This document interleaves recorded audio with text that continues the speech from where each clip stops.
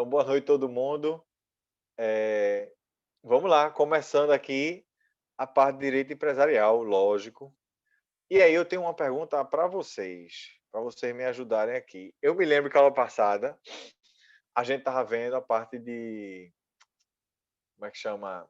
Estabelecimento empresarial.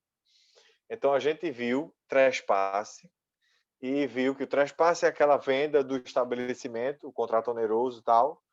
E aí a gente trabalhou essa parte do trespasse, ou seja, aquela situação. Foram três situações, por exemplo, que a gente viu. O cara paga todo mundo para vender o estabelecimento, beleza. O cara tem bem suficiente. Quando eu digo o cara, é o vendedor, viu? O empresário que está vendendo o estabelecimento. Então, o vendedor, ele tem bem suficiente para pagar todo mundo, aí ele vende, beleza.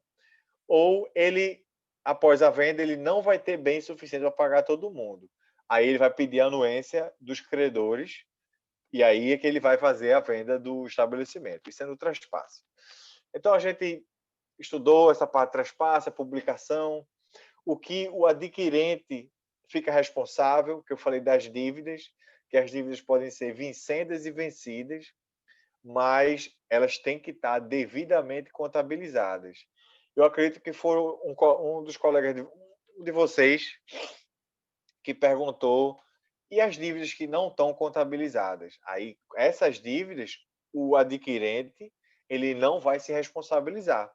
Porque é aquela história, eu comprei o estabelecimento sabendo dessas dívidas, porque estão contabilizadas. Aí, beleza, eu vou arcar com elas. Mas as que não tiverem contabilizadas, então não sei nem que existe. Então não pode vir alguém agora me cobrando. Aí vai ter que cobrar do vendedor. Beleza. Aí eu falei de vencida, vencida tal. E eu falei que o vendedor, ele fica responsável ainda pelas dívidas pelo prazo de 1 ano.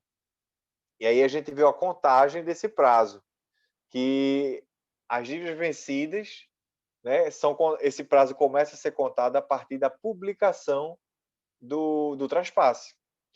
E as dívidas vincendas, o prazo de 1 ano começa a ser contado a partir do vencimento da dívida. Beleza. Eu acho que foi aí que a gente parou. Que é a parte de sucessão empresarial, traspasse, essa coisa toda.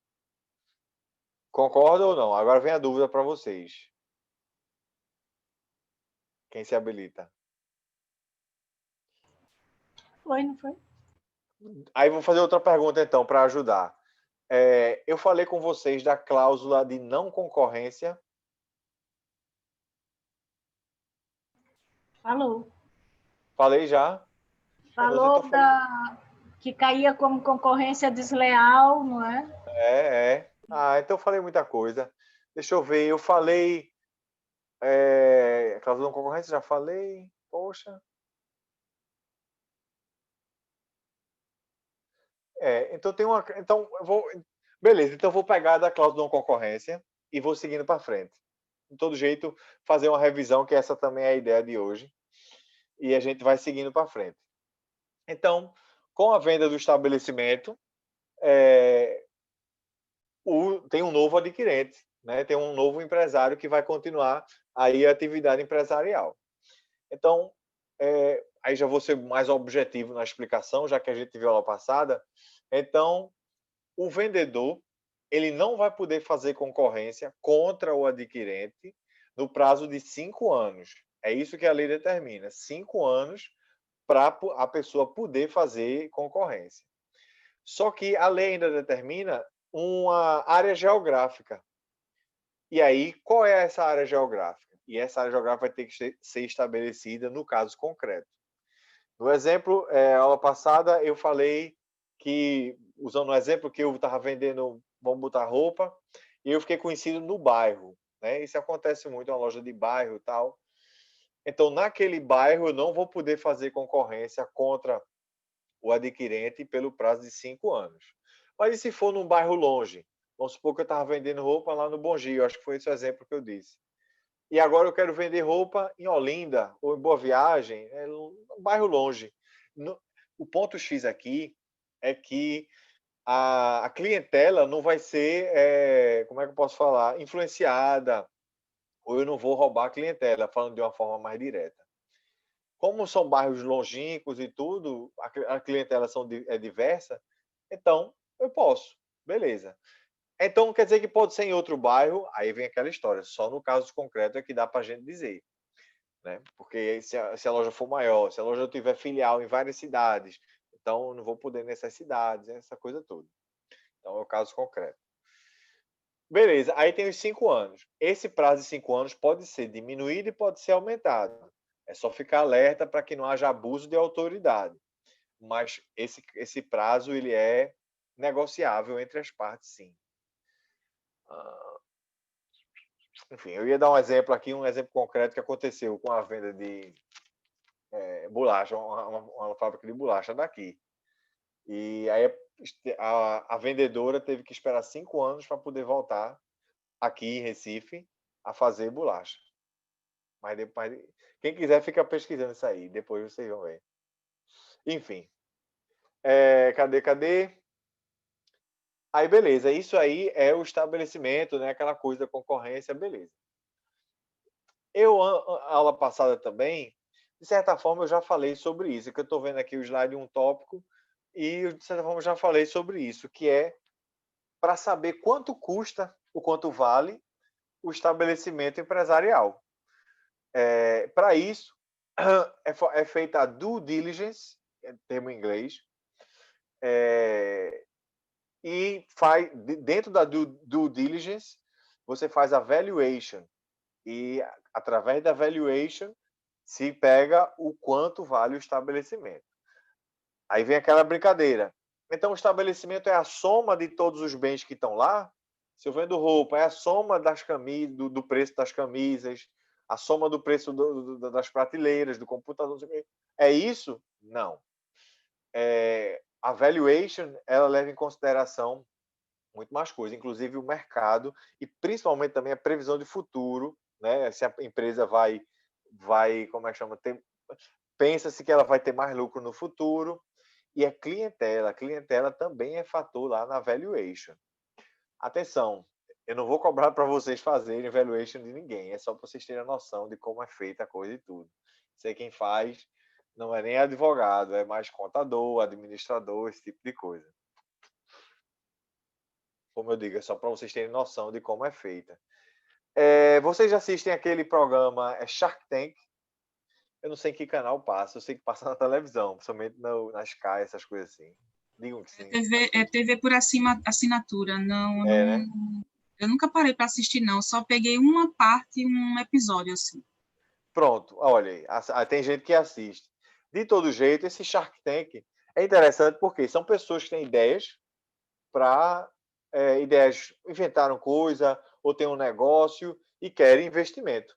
Aí eles vão propor essa ideia, esse negócio para os sharks, shark é tubarão em inglês, né? Para que esses são os investidores. Eles ficam lá sentados ouvindo a história todinha. Enfim, eu não assisto muito não, mas eu já vi um ou outro episódio. E aí eu vi os sharks, né, os tubarões, eles às vezes perguntam quanto é a valuation do seu negócio? Né? É isso que eu estou falando, quanto é que vale o seu negócio, mas não em dinheiro somente, é perspectiva, não sei o quê. E aí tem esse cálculo já. Ou seja, você já tem que ir lá preparado, né? Porque o cara chega uma pergunta dessa, quanto é o valuation do seu negócio? Eu disse, rapaz, nunca mais eu fui lá. Aí lascou. Enfim, é só para vocês terem uma ideia, porque lá eles falam esse termo. E agora vocês sabem, pelo menos por alto, o que quer dizer. Beleza. Vamos lá para o próximo ponto. Eu também disse o seguinte na aula passada. Agora eu estou juntando aqui uma coisa com a outra.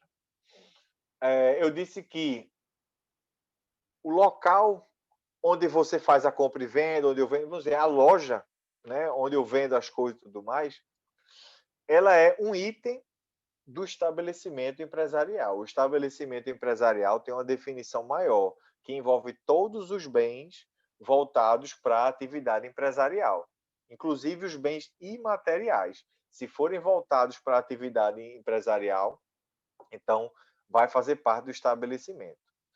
o local onde você vende, né, a loja, o box, enfim, tudinho, isso é o ponto de comércio. E o ponto de comércio, o ponto de negócio. Esse ponto é muito importante. Na verdade, você quer criar um ponto, porque aí vai valorizar até mesmo o seu ponto, a sua atividade, enfim. Aí agora vou desenvolver aqui uma ideia. Isso é muito importante. O ponto de negócio, ele é desenvolvido pelo empresário.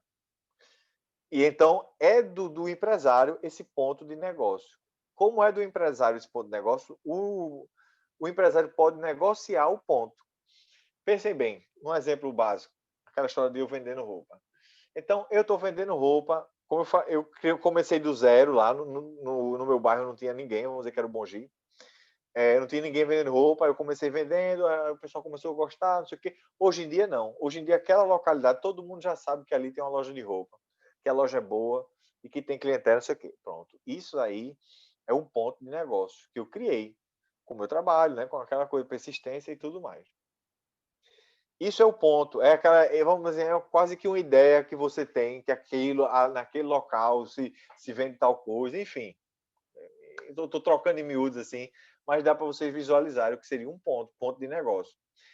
Aí agora a noção que eu quero dizer é a seguinte: esse ponto é do empresário, porque foi ele que criou. E o ponto não se confunde com imóvel. É aí onde vem a parte, vamos dizer assim, mais mental, mais intelectual. Por quê? Imagina que eu vendo minhas roupas lá no Bongi, mas é numa casa alugada, numa casa lá que eu aluguei para vender roupa e tudo mais. Essa casa é de. Vamos pegar alguém aqui da aula, de lá. Vamos botar Sabrina. Aqui, eu não sei quem é não, mas vamos usar como exemplo. Então, essa casa é de Sabrina. Eu pago o aluguel para ela, né? Mensalmente estou lá pagando aluguel. Sendo que eu criei o ponto comercial, o ponto de negócio. Tá lá, é meu ponto, mas é dela a casa. E aí, ela pode, por exemplo, não querer mais renovar o aluguel. Aí pensem bem agora o negócio, a situação. Eu peguei essa casa do nada, reformei, fiz tudo para que ela se tornasse direcionada para a venda de roupa. Né? Coloquei prateleira, fiz reforma, quebrei parede, botei um estoque atrás, enfim, fiz tudo para que ela vire uma loja de roupa. Fiquei batalhando lá, vendendo roupa, fim de semana, feriado, tal, durante o tempo, durante os anos, e agora criei meu ponto. Aí chega a Sabrina e diz: Não, César, eu não quero renovar mais meu aluguel contigo, não. Então, vendo a bronca que é, eu vou perder meu ponto, vou perder tudo. Pensando nisso, aí é que tá. Separem o ponto do imóvel. O imóvel é de Sabrina, nesse exemplo, e o ponto é meu, porque é a parte empresarial, entendeu? O ponto é um bem imaterial, inclusive. O imóvel não, é um bem material e tal. Mas o ponto seria um bem imaterial, mas com valor e etc. Aí agora, aí pronto, a situação é, Sabrina não quer mais renovar o aluguel e eu vou ficar na pindaíba, porque eu vou perder meu ponto, perder tudo. Estão vendo um impasse. A lei, ela enxerga esse impasse. E aí, ela faz o quê? Ela, né, em várias situações, ela protege o ponto de negócio, o ponto empresarial. Porque seria quase que ilógico para um ordenamento também desvalorizar todo esse trabalho que a pessoa teve, né? Enfim. Como é que a lei protege o ponto? Nessa situação que eu estou dizendo, preenchendo alguns requisitos que a gente vai ver já já, eu vou poder forçar Sabrina a renovar o contrato de aluguel, mesmo contra a vontade dela. Eu vou ter que preencher alguns requisitos que eu vou falar já já, mas esse seria o direito de inerência ao ponto. É assim que é chamado esse direito. Através do direito de inerência ao ponto, eu vou conseguir fazer com que Sabrina renove o aluguel, mesmo que ela não tenha vontade. Captaram? Mas eu quero mostrar para vocês, ver se eu consigo passar para vocês a força desse direito, do direito de inerência ao ponto. Por quê? De um lado, a gente tem o direito de propriedade de Sabrina, que vocês sabem, a propriedade privada é um dos princípios até da Constituição da República. Ou seja, é um direito de nível alto, e até hierarquicamente. Só que aí vem o direito de inerência ao ponto e vai se sobrepor, nessa circunstância, ao direito de propriedade e dizer: você não vai poder recusar a renovação, que seria um ato do direito de propriedade. Você não vai poder recusar essa renovação e você vai ter que aceitar ela. Então, vocês estão vendo a força que é o direito de inerência ao ponto. Beleza. Aí vocês perguntam, então o cabo se é empresário, ele vai poder ficar lá o quanto quiser. Não. Primeiro, é preciso preencher alguns requisitos para poder ter esse direito de inerência ao ponto. E segundo, a gente vai ver também, já, como é que chama, algumas situações em que, mesmo com os requisitos preenchidos, o proprietário pode sim não renovar o contrato de aluguel. Aí vamos dar o primeiro passo. Vamos ver quais são os requisitos que a gente precisa preencher para ter direito de inerência ao ponto.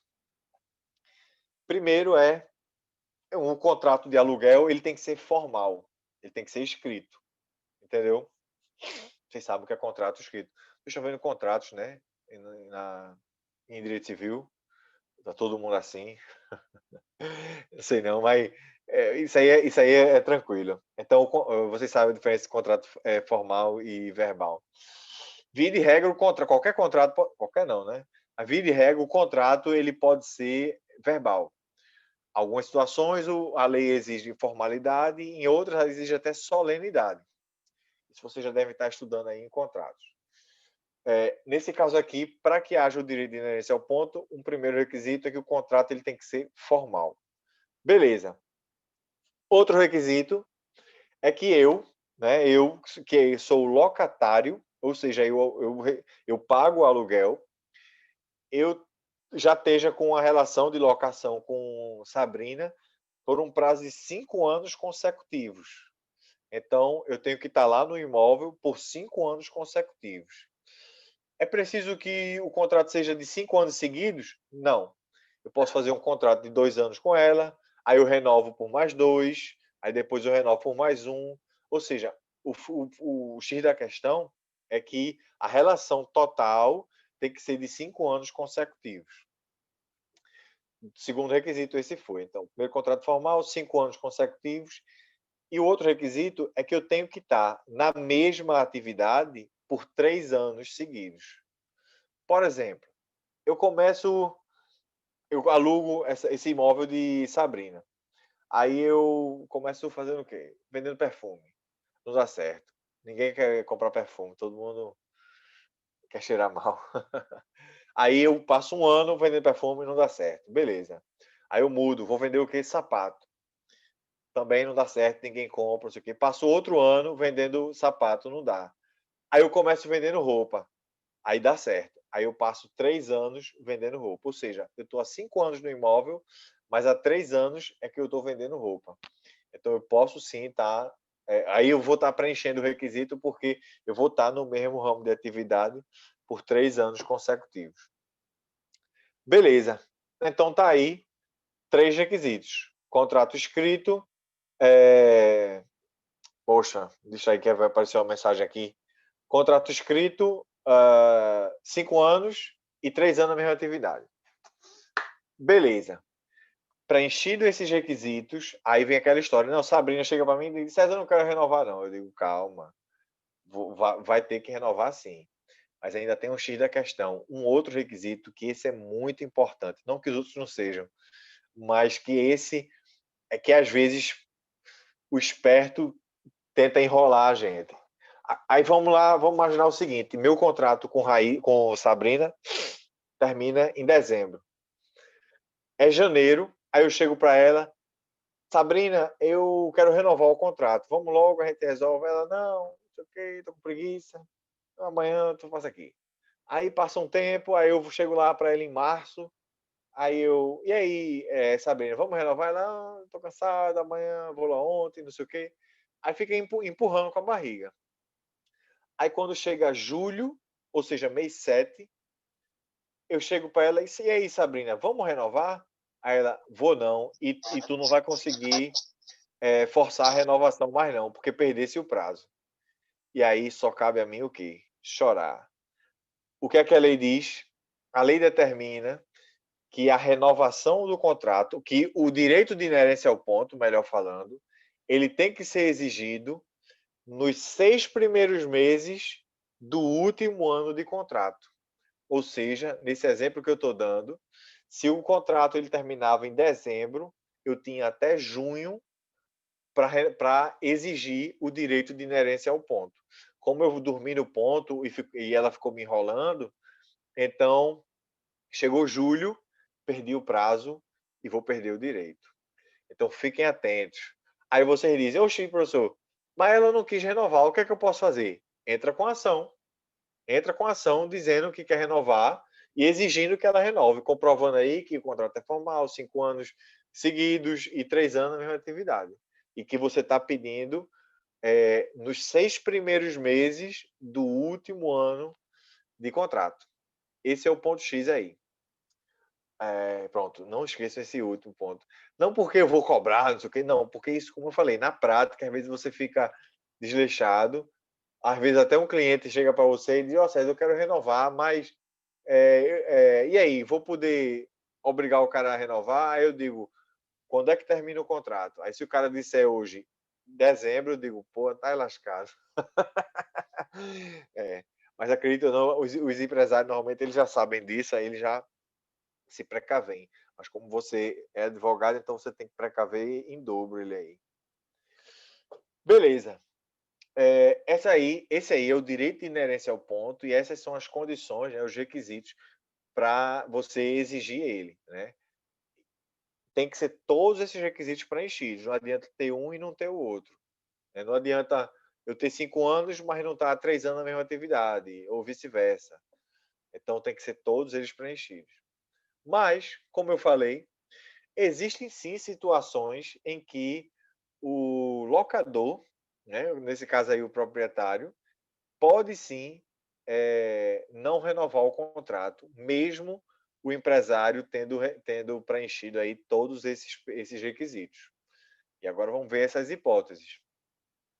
Acompanhe comigo, eu vou falar algumas hipóteses e vou criticar elas. Então, fiquem calmos se vocês tiverem perguntas. Deixa eu terminar de falar e eu critico e depois, se vocês ainda tiverem pergunta, é lógico que... Ô, professor, Diga lá. tá em qual slide isso que o senhor tá dando? Porque eu tava procurando, eu não tava Veja achando. o Eu também slide estava procurando aqui. de estabelecimento empresarial. Deixa eu ver aqui se está no grupo. Você tem trespasse, aí tem sucessão empresarial. Sim, mais para baixo. Veja o slide 27. Ah, ok. Acharam aí? Eu acredito no slide 27. Achei. Essa parte de, deixa eu ver aqui. Ó, o slide 22, aí começa a parte de ponto de negócio. Certo. Aí beleza, aí passou, aí vem a parte do direito de inerência ao ponto, no slide 24 especificamente. E aí no slide 25 tem os requisitos que eu acabei de falar, 25, 26. E aí a gente está agora no 27, que eu vou quebrar que eu digo assim, eu vou impedir o direito de inerência ao ponto, porque são situações que o locador ou o proprietário vão poder deixar de renovar o contrato de aluguel, mesmo tendo aí preenchido o direito de inerência ao ponto. Beleza. Aí vamos lá. Vou começar com exemplos e depois eu falo de forma abstrata. Porque com exemplo a gente vai construindo o pensamento, né? Vocês vão vendo na prática como é que acontece. Então vamos supor Sabrina, né, que é a locadora, eu pago o aluguel para ela. Ela é a proprietária do imóvel. Aí tá chegando, vamos dizer, tá chegando o último ano, né? O último ano do contrato de aluguel, ela chega para mim e diz: César, eu vou fazer atualização no valor do contrato. Tu estás pagando R$ 3.000 de aluguel. Dependendo, é isso aí. Às vezes muito mais. Não quero nem saber de shopping center, que aí é putz grila. Mas enfim, tá pagando R$ 3.000 de aluguel. Mas agora eu quero R$ 5.000. Vai conseguir pagar? Aí eu digo, não, eu não tenho condições de pagar R$ 5.000. Então, perdi. Porque caso eu não consiga, que eu digo locatário, não consiga arcar com a oferta do locador, então aí ele vai perder, né, a renovação do contrato de aluguel. Calma que eu vou fazer umas críticas. Então, só vou falar um outro exemplo e já já eu faço essas críticas. O outro exemplo, não, outra hipótese é a seguinte. Estou pagando R$ 3.000 a Sabrina pelo imóvel e aí Sabrina chega para mim e diz, César, tem um terceiro me oferecendo R$ 5.000 de aluguel. Consegue cobrir essa oferta? Aí eu digo, não consigo. Então, eu vou perder não vou poder renovar o contrato com ela. Mesmo eu tendo esse direito de inerência ao ponto. Essas são duas situações em que a pessoa não vai poder aplicar esse direito de inerência ao ponto. Aí deixa eu fazer umas críticas. As críticas são as seguintes. Beleza, essas situações existem, ou seja, o locador faz uma proposta e o locatário não consegue cobrir ela. Um terceiro faz uma proposta e o locatário também não consegue cobrir ela. Essas duas hipóteses ensejam a não renovação do contrato de aluguel. Beleza, mas às vezes isso, né, a gente tem que sempre ficar de olho aberto, às vezes isso é feito de forma calculada justamente para tirar a pessoa de lá. Vamos supor que eu estou pagando R$ 3.000 de aluguel, aí chega a Sabrina para mim, não, César, agora eu quero R$ 10.000 de aluguel. Eu digo, não tem condições, é muito caro. Aí, rigorosamente, eu vou ter que sair. Mas aí, o que é que eu posso fazer? Isso vai ter que ser feito de forma judicial e lógico que seria uma exceção. Mas eu teria que provar que esse aumento é abusivo e que não condiz com a realidade. Aí vocês perguntam, mas como é que pode provar, não sei o quê? Eu digo, olha, às vezes nem é tão difícil. Você, por exemplo, poderia fazer uma pesquisa na Redondeza para saber quanto estaria o aluguel de empresa e tudo mais que atuam na Redondeza. Pode pegar até o IPTU do imóvel para usar como base para mostrar aí que realmente esse valor não condiz com aquele imóvel. E aí, logicamente, o juiz vai apreciar e vai ver se é motivo de abusividade ou não. Isso vale a mesma coisa também. Diga lá. No caso do IPTU, pode ser, qual é a porcentagem para se calcular, no caso, o aluguel que eu queira Varia. cobrar? Não, varia. Isso tem que ver o caso concreto. Não tem um percentual específico. Mas é aquela coisa. Imagina o imóvel em si custa, vamos botar 30 mil. 30 mil é muito pouco. Mas, enfim, custa pouco. E você bota um valor excessivo, então está na cara que isso está sendo feito de forma calculada para que não haja renovação. Mas, de novo, aí não cabe a você decidir isso. Quem vai decidir isso é o juiz. E isso, lógico, é a exceção. A regra é, você não conseguiu cobrir o valor, não vai renovar o contrato. Beleza. Essa eu falei agora duas hipóteses. Vamos para a terceira hipótese, em que eu não vou conseguir renovar o contrato de aluguel. A lei diz que quando o locador ou proprietário precise fazer uma reforma substancial no imóvel, também não vai ser possível a renovação do aluguel. Aí agora vamos lá. O que é reforma substancial? A lei não define, mas seria uma reforma em que a manutenção seja de viver, ou seja do comércio, né, naquele local, não seja possível. Imagina que, por exemplo, eu vou trocar a laje do estabelecimento, né, do local. Então não dá, porque vai ficar tudo aberto, vai ficar tudo caindo. Então, seria aí, se eu estou, são aspectos assim, não é uma definição exata, mas são situações em que, como eu falei, é impossível permanecer lá. Então, isso seria uma reforma substancial. Essa reforma substancial, às vezes, acontece até para fazer o imóvel ser valorizado, né? Você aí troca, às vezes, o encanamento, quando o encanamento é muito antigo, aí você vai ter que quebrar tudo, enfim. Enfim, como eu falei, a lei não define o que é isso. Eu estou aqui só supondo situações que realmente não dá para ficar lá. Às vezes, acontece de a própria administração pública, a prefeitura até, exigir reforma no local. Como exemplo, infelizmente, a gente já viu casos aqui em Recife, em Pernambuco, de prédios caindo, né? Isso é uma coisa horrível, mas aí, às vezes, a prefeitura fiscaliza os prédios e vê rachadura e tudo, e manda ajeitar aquilo. Eu, inclusive, fui advogado de um condomínio que estava passando por um processo desse. A prefeitura, o fiscal foi lá e mandou, tem um monte de rachadura lá, a caixa d'água. Imaginem só a situação. Eu digo, meu irmão, conserta isso logo. A caixa d'água no topo do prédio. Um negócio que é gigante, que é cheio de água. O que estava sustentando a caixa d'água estava para cair, meu amigo. O engenheiro disse: isso aqui pode cair ou hoje ou daqui a 1 ano, 2 anos. Mas quem é que vai jogar com essa aposta, com essa roleta russa? Aí a prefeitura mandou consertar, né? E aí eu fiquei fazendo como é que chama, representando judicialmente, mas de fato houve a reforma, aí eu tive que apresentar todos os laudos, e etc. Enfim, isso aí já é detalhe. Mas isso é para mostrar que, às vezes, a reforma substancial é exigida até pela prefeitura, pelo Estado, enfim. Mas, voltando para o ponto X da questão aqui, é que, havendo essa reforma substancial, não vai ser possível a renovação do aluguel. Beleza. Então, 3 hipóteses. Uma, proposta do proprietário não foi alcançada, proposta de terceiro não foi alcançada, reforma substancial.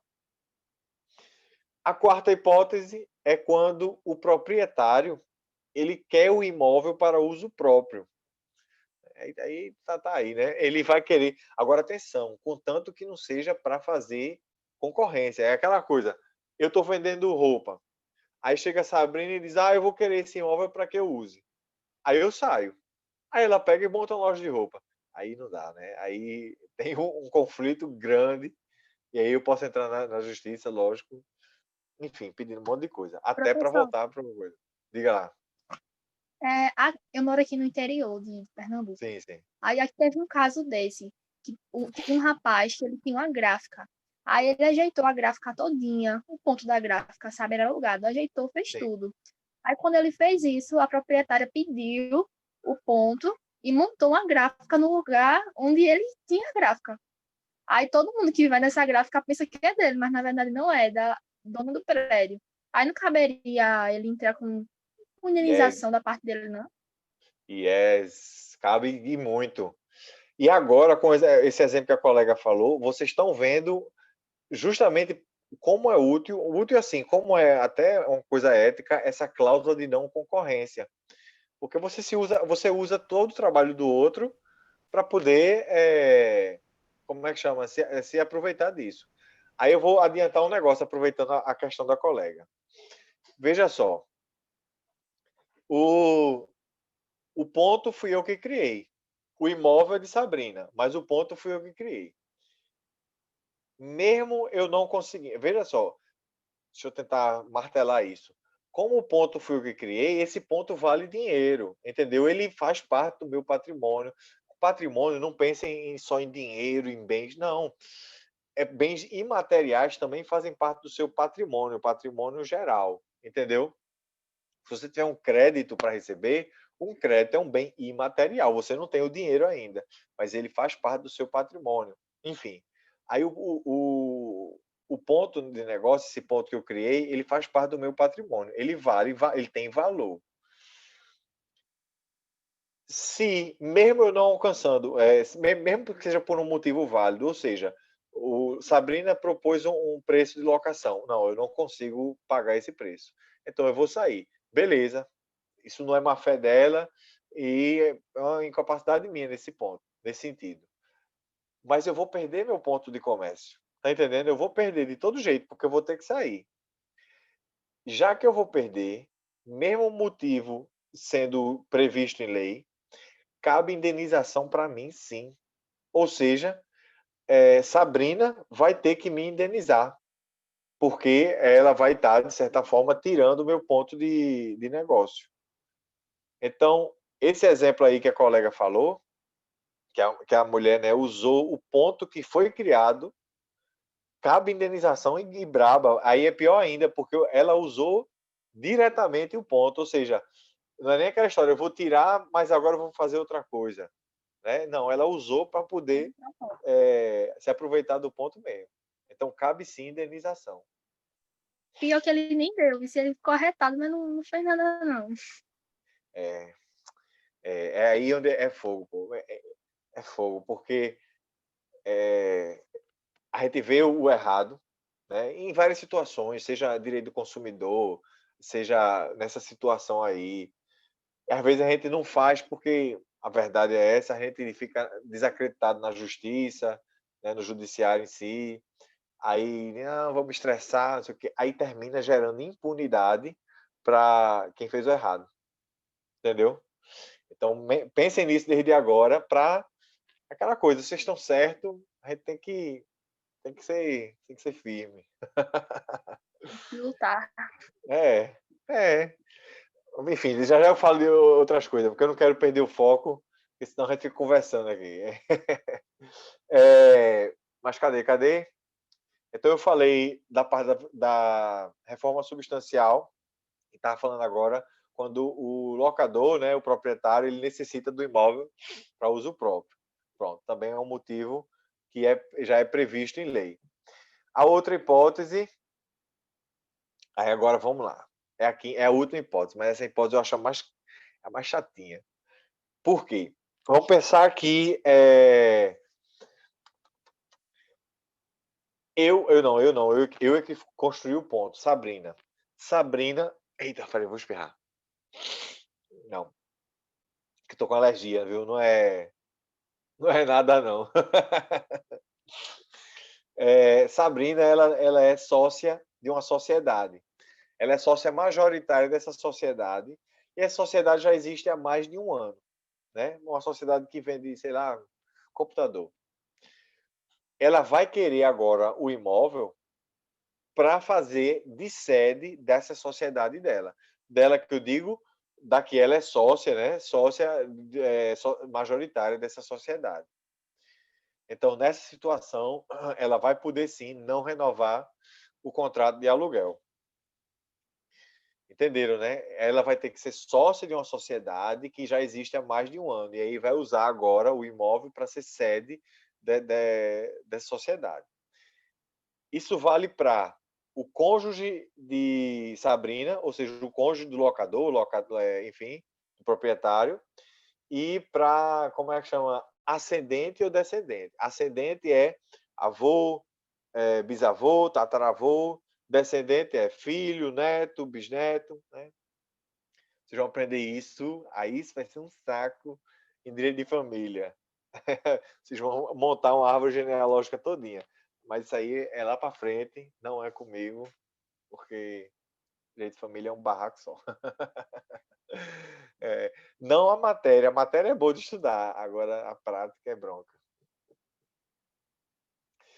Rapidinho, olha, todo mundo é maior e capaz, não vou falar dessa safadeza não, mas é porque a vida é assim mesmo. Eu estava conversando hoje com uma colega minha, aí ela estava falando com outra colega, e essa outra colega foi ver um processo, né, processo eletrônico, e viu que era um processo de divórcio, e viu que tinha vídeo nesse processo.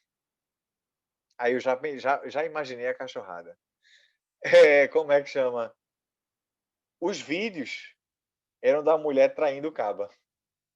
Mas Captaram, né? A cachorrada não para aí, não. O amigo do marido, né, chegou e ligou: olha, tua mulher tá fazendo isso contigo e eu tenho vídeo para provar. Provou. Essa mulher tava fazendo, né, a situação com um amigo, pô. Eu digo, meu irmão, parou, eu tô de cessa, eu não quero mais brincar disso. Imagine vocês, advogados dessas partes. É isso aí. Mas, enfim, isso é só detalhe. Chega a ser... É engraçado para quem está de fora, mas, enfim. Enfim, vamos voltar para a minha aula, que a minha aula não tem essas coisas todas, não. Então, é isso. Voltando só para o ponto X, o direito de inerência ao ponto. O direito de inerência ao ponto, eu expliquei o que tem que ser preenchido para a pessoa poder exercer ele. E aí eu disse que é um direito forte, porque ele, nessa situação, ele se sobrepõe ao direito de propriedade do proprietário, né, locador, enfim. Mas, lógico que nenhum direito é absoluto, nenhum direito é absoluto, eu não consigo ver nenhum no ordenamento, nem o direito à vida é absoluto, não sei se eu já falei isso com vocês. Por exemplo, a gente está na sala de aula, né, voltando para a aula presencial, aí chega um cara com um revólver para matar vocês. O que é que eu faço? Eu corro. Não. Aí, imagina que eu tô armado. Aí o cara vem para... Eu mato ele primeiro, né? É a legítima defesa. E aí, né, eu não vou responder pelo crime e tal, legítima defesa. Ou seja, nem o direito à vida é absoluto.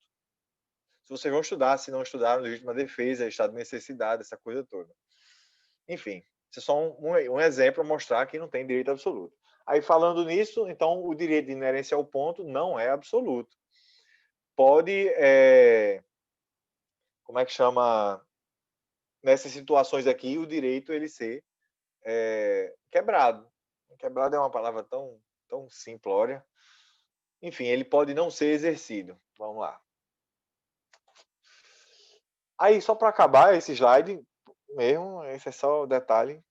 São alguns Professor, auxiliares. Diga lá. você poderia dar um exemplo dessa quinta hipótese? Posso, mas deixa eu pensar aqui. Vamos imaginar que eu seja... Não, que eu sou empresário, né? Mas vamos usar para mim mesmo. Eu alugo o imóvel.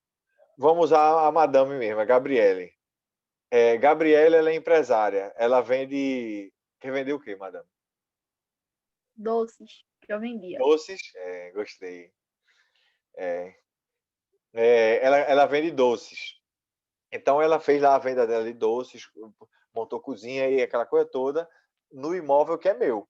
Mas ela me paga o aluguel. Aí, eu sou sócio de uma sociedade, né? Eu sou sócio da sociedade. Então, essa sociedade, eu sou sócio majoritário, ou seja, eu tenho a maioria das ações.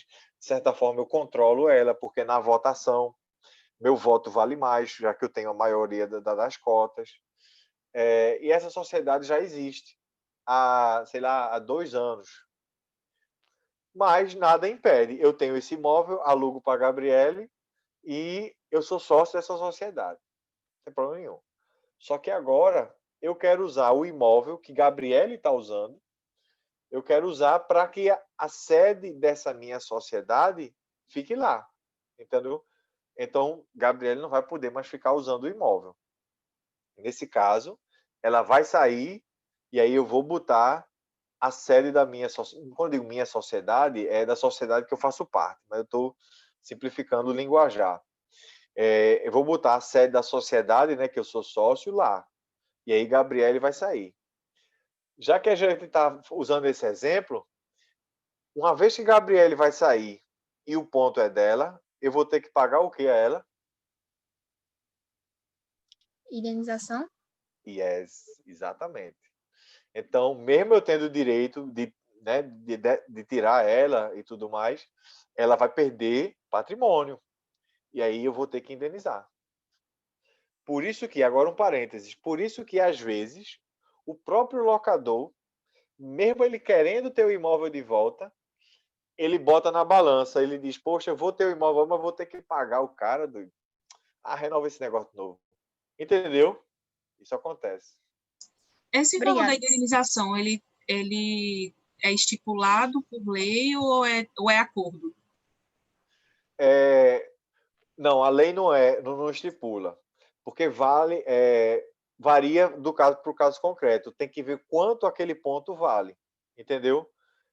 Lógico que pode ser um acordo, sem problema nenhum. As partes podem chegar a um consenso. Mas se houver briga, lógico que aí você faz uma avaliação para saber quanto aquele ponto vale, e aí você impõe, e aí vai para a batalha judicial até, se for o caso.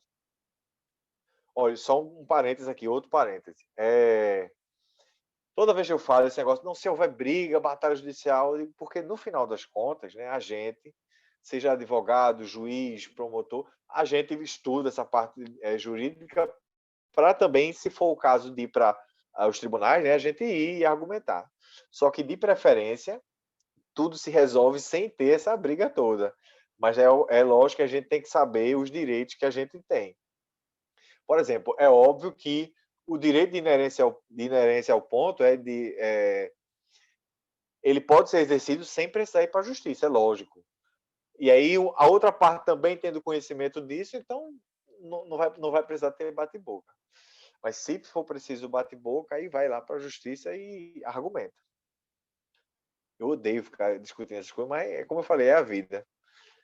E às vezes é o trabalho da gente. Saibam se distanciar, ou seja, não inventem de ficar com úlcera por causa disso, daquilo outro, não. Eu me lembro, na faculdade, meus amigos estagiando, tudo com gastrite. Ai, meu Deus, eu tô muito estranho. Calma, menino. Tu tá estagiando, pô. É, é fogo. Enfim, então saibam manter a calma e tudo mais. Vamos lá, o último ponto aqui. Existem alguns profissionais, né, que terminam ajudando o empresário, que eles colaboram com o empresário para que o empresário aí possa exercer atividade mais tranquilo, né? E até mesmo em, como eu falei, colaboração, juntos e tudo. O primeiro deles que eu vou dizer aqui é o preposto. Vocês já ouviram falar de preposto? Já viram preposto, qualquer coisa assim? Fazer outra pergunta. Que vocês acho que não estagiaram ainda não. Em estagiário que eu digo em audiência e tal. Mas, então vamos para a seguinte situação. Vocês compraram um produto, uma roupa, um sapato, um computador, o que seja, e veio defeituoso. Aí vocês foram reclamar na loja, a loja não quis pagar, vocês entraram na justiça. Aí vocês vão para a audiência. Na audiência, raríssimas exceções, não vai o dono da loja. O dono da loja ou da marca. Entendeu? Por exemplo, eu vou botar, meu computador aqui é Dell.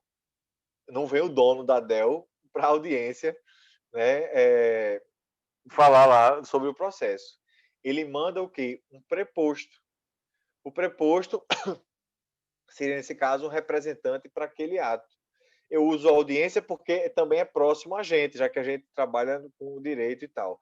Mas o preposto ele pode atuar em diversos campos, não precisa ser na esfera judicial, não. Pode mandar ele para assinar um contrato, né, para fazer um negócio aí eu falei, de contrato, enfim.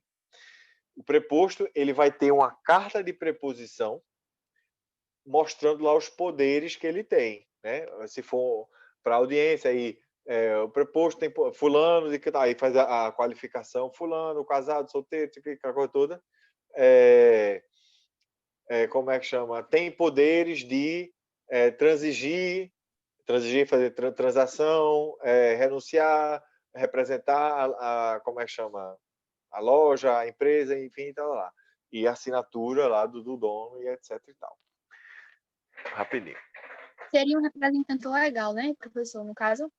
Seria, assim, isso não substitui o advogado.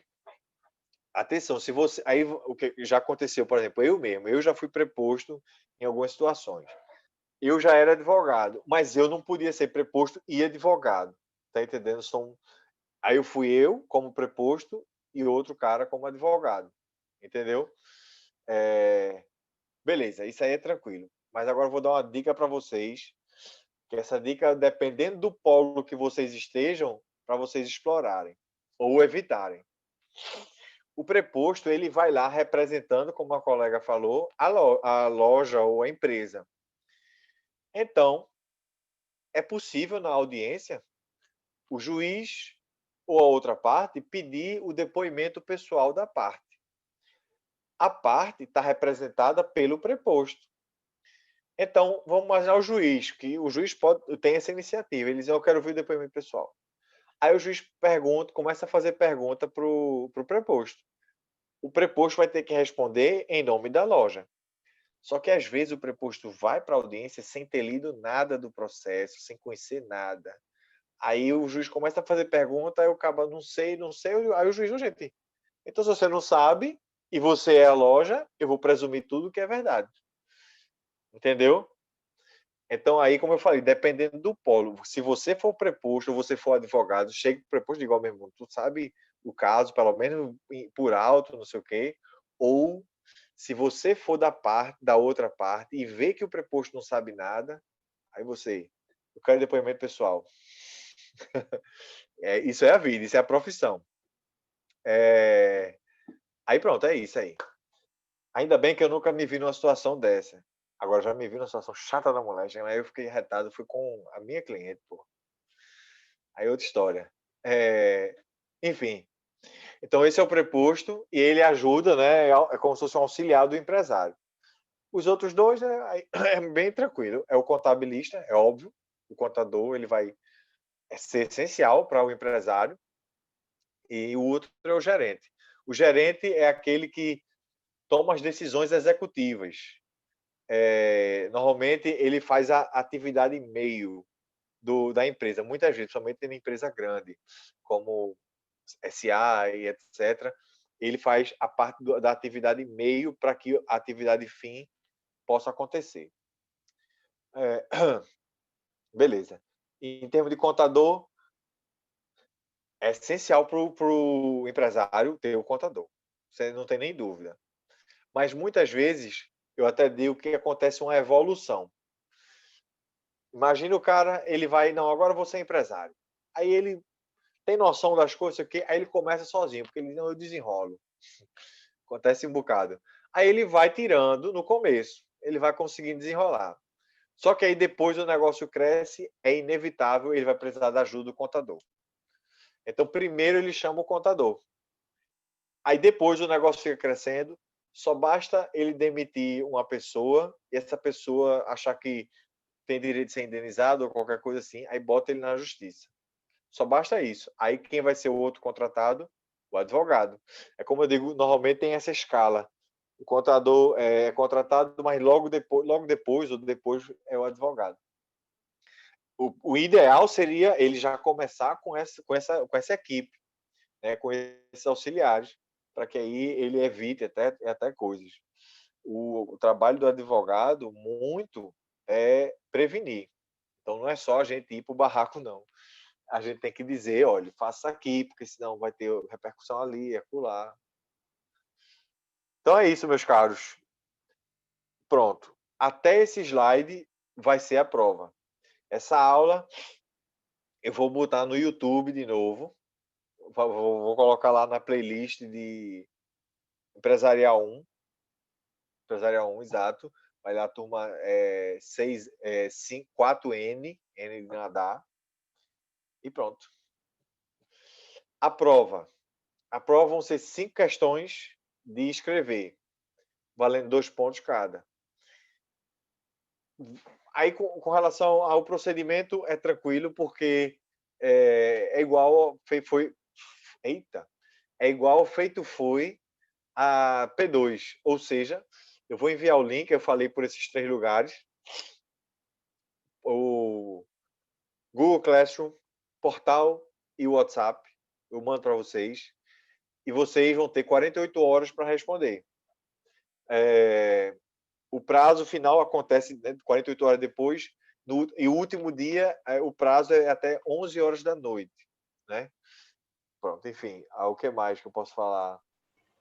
A prova ficou mesmo para para a semana que vem. Ficou. Certo, Dia 13. certo. Que mais?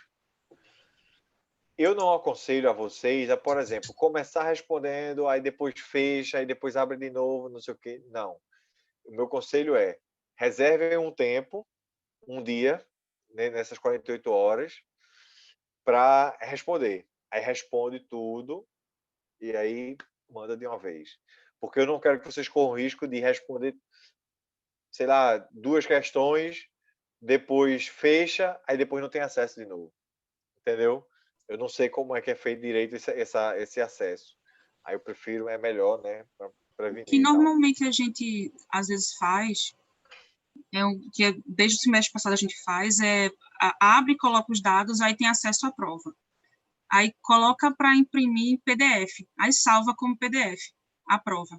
Aí você Não me digam responde, isso. aí responde a prova com calma, com tranquilidade. Aí depois abre novamente o formulário, né? Coloca os dados novamente e responde a prova como já foi feito, Entendi. né? E Pronto. bota enviar, porque não corre esse risco de enviar. Eu sei. Sem ter respondido tudo. Foi uma maneira que Sim, a gente encontrou semestre passado de ter mais segurança para fazer a prova. entendi. Aí o que eu ia dizer também? Pronto, aí tem isso, mais tranquilidade. O que eu ia falar? Sim. Vai ter o limite de 1.000 caracteres. Semestre passado foi 500. Então vai ser o dobro. Até teve uma prova aqui que eu fiz, eu acho que eu peguei o modelo do semestre passado e tinha prova, como é que chama? Resposta máxima de 5 linhas. Aí o pessoal ficou doidinho. Aí eu disse, não, 1.000 caracteres, as linhas, essa informação aí não bate. Então já digo logo para vocês se tranquilizarem, vão ser 1.000 caracteres, que é o dobro do semestre passado. De todo jeito, a resposta vão ser objetiva, porque as questões vão ser também. E pronto. Pronto. É isso. Os slides estão todos aí. O assunto, professor, eu esqueci de falar. O assunto. Os slides que eu disponibilizei para vocês é o assunto. Ou seja, aquela parte de histórico, vou dar essa dica, eu não sou de cobrar, não. A parte do histórico é importante para a gente ter o conhecimento da evolução, ou seja, daquela transição de atos de comércio para teoria da empresa e aquilo tudo. Mas, a partir de definição de empresário, características da empresa e etc., aí começa mais vamos assim, a parte mais da cobrança, uma parte mais prática. Eu sempre gosto de trazer para a prática as perguntas e tudo. Então vai ser histórico, empresário, Registro, escritura e nome empresarial e estabelecimento empresarial e auxiliares. Isso. Ok. Pronto. Eu mandei, eu acho, que um slide de propriedade industrial. Não vai cair esse. A gente não viu ainda propriedade industrial. Vai ser o primeiro assunto da P2. Certo. Então, tirando esse de propriedade industrial, os outros slides vão cair. Tem os livros da biblioteca digital e tem também todos os outros que vocês podem, pesquisar sem problema nenhum. Os slides servem bastante, ajudam bastante. E pronto. Tranquilidade para todos. Façam todas as provas, não só a minha semana que vem.